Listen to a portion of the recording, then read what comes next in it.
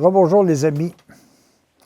J'ai le goût cette fois-ci de commencer par un petit exemple avant de vous présenter l'enseignement qui nous est donné dans l'Évangile de l'an 2000 de l'abbé Laurent-Gagnon. Un jour, j'essayais d'expliquer à quelqu'un tout ce qu'il y avait de beau à l'intérieur d'un établissement.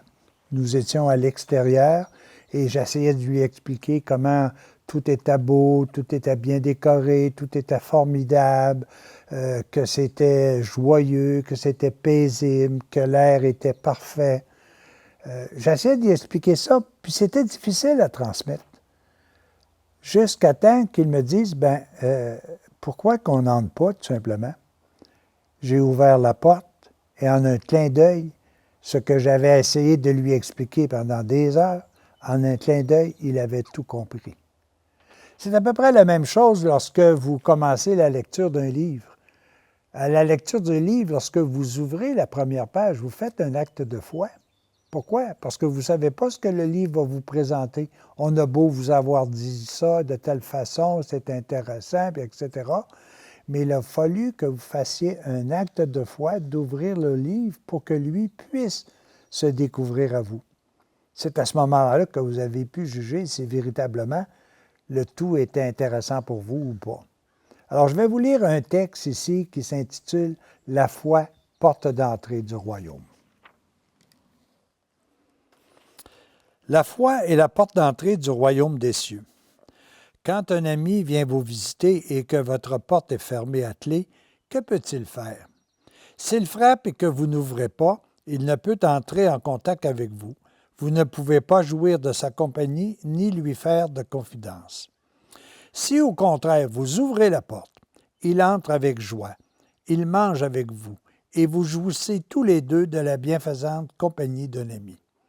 Vous échangez des confidences intimes et vous partagez vos richesses d'âme et de cœur. Il en est ainsi dans le royaume de l'amour.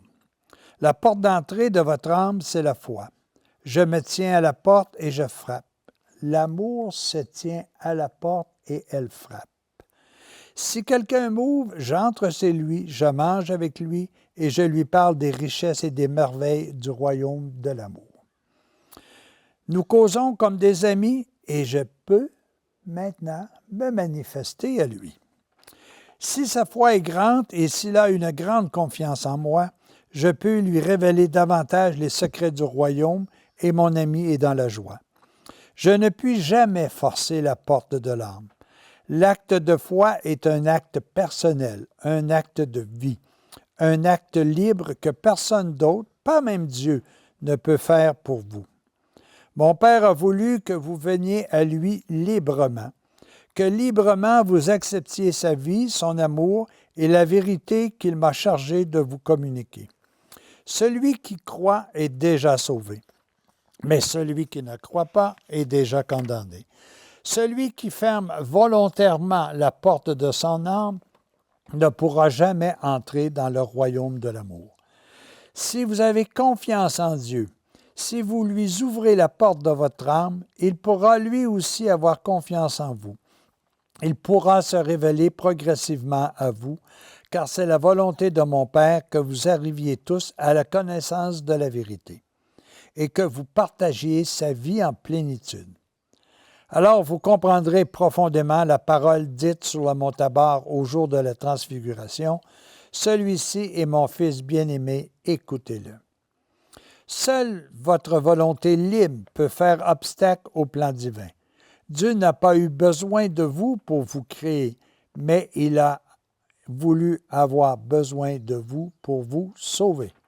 Chaque acte de foi vous apporte plus de lumière intérieurement et c'est là la condition de votre progrès spirituel. C'est intéressant ici de voir cette dernière phrase qui dit, vous savez, pour vous créer dans l'amour, Dieu n'a pas eu besoin de vous. Mais parce que librement nous nous sommes détachés de son plan, il a besoin de nous maintenant, avec notre liberté, pour pouvoir nous ramener sur le chemin de son royaume, du royaume de l'amour. Vous savez, vous avez tous vécu un peu une expérience dans la vie lorsque vous avez pu dire à quelqu'un « je t'aime », comment cette personne a pu se révéler et se révéler dans les secrets les plus intimes qu'elle a. Lorsqu'on dit à quelqu'un « je t'aime », elle se sent en confiance. Elle peut à ce moment-là révéler ce qu'il y a de plus secret à l'intérieur d'elle.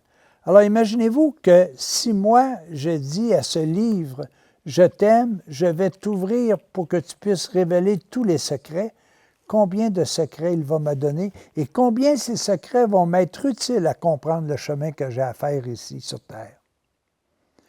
C'est la même chose dans tous les actes de notre quotidien. Que ce soit un livre que nous voulons lire, avant de l'ouvrir, nous faisons un acte de foi. Que ce soit un travail que nous voulons accomplir, avant, nous devons avoir la capacité, un acte de foi de notre capacité à le faire. La base, la porte d'entrée de toute action dans notre vie, c'est la foi. Que ce soit manger, que ce soit dormir, que ce soit travailler, que ce soit étudier, que ce soit méditer, il y a toujours un acte de foi et c'est la porte d'entrée de toute la connaissance de la vérité. Imaginez-vous que si on n'avait même pas foi au professeur qui vient nous enseigner, puis qu'on décidait tout simplement de répondre autre chose que ce qu'il nous a dit de répondre aux questions, on n'irait pas tellement loin. Mais la vie est construite comme ça. L'amour est construit comme ça. Nous devons dire oui à l'amour. Nous devons faire foi dans sa parole. Nous devons mettre en pratique sa parole.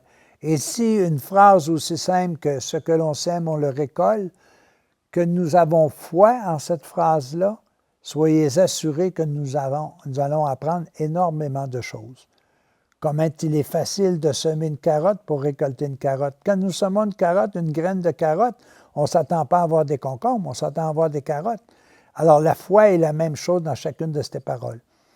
Puis si on dit toujours, si tu as foi en ce que tu fais, tu vas réussir. Si tu doutes dans ce que tu fais, tu es porté à l'échec. Alors celui qui croit est déjà condamné. Celui qui ne croit pas, celui qui croit est déjà sauvé, pardon. Celui qui ne croit pas est déjà condamné.